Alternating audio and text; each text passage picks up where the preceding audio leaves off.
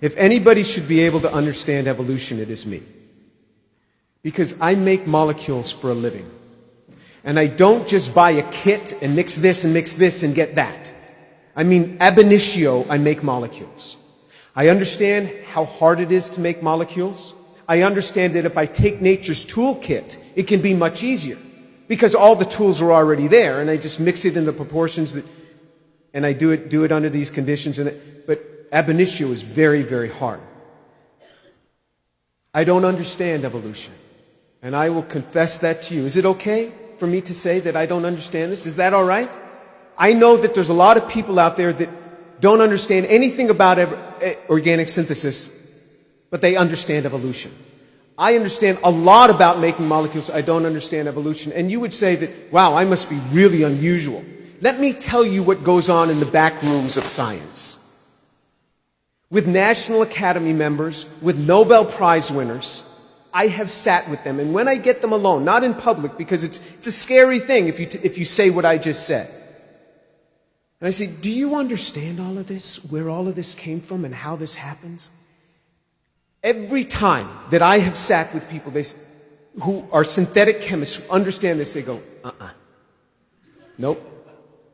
These people are just so far off on how they believe this stuff came together. I have sat with National Academy members and Nobel Prize winners. Sometimes I will say, do you understand this?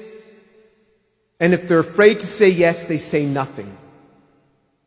They just stare at me because they can't sincerely do it. I was once brought in by the dean of the department once, and many years ago, and he was a chemist, and he was kind of concerned about some things. I said, let me ask you something.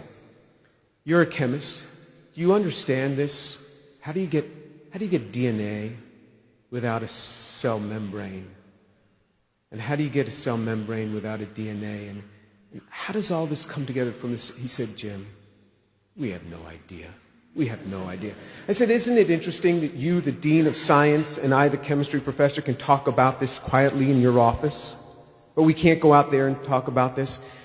If you understand evolution, I am fine with that. I'm not going to try to change you, not at all. In fact, I wish I had the understanding that you have. But about 7 or 8 years ago, I posted on my website that I don't understand. And I said, I will buy lunch for anyone that will sit with me and explain to me evolution, and I won't argue with you until I don't understand something. I will ask you to clarify. But you can't wave by and say, this enzyme does that. You got to get down in the details of where molecules are built for me. Nobody has come forth. The Atheist Society contacted me. The Atheist Society contacted me. They said that they will buy the lunch. And they challenged the Atheist Society, go down to Houston, have lunch with this guy, and talk to him. Nobody's come. Now remember, because I'm just going to ask when I stop understanding what you're talking about, I will ask.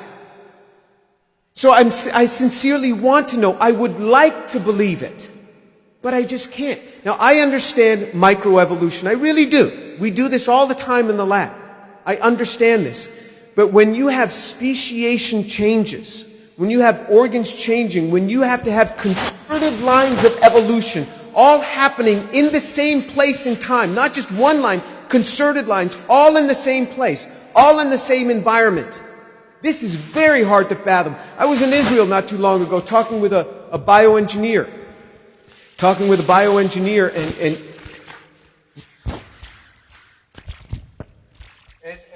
he was describing to me the ear.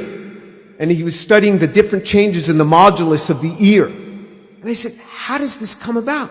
He says, oh, Jim, you know, we all believe in evolution, but we have no idea how it happened. We all believe in evolution, but we have no idea how it happened. We all believe in evolution, but we have no idea how it happened.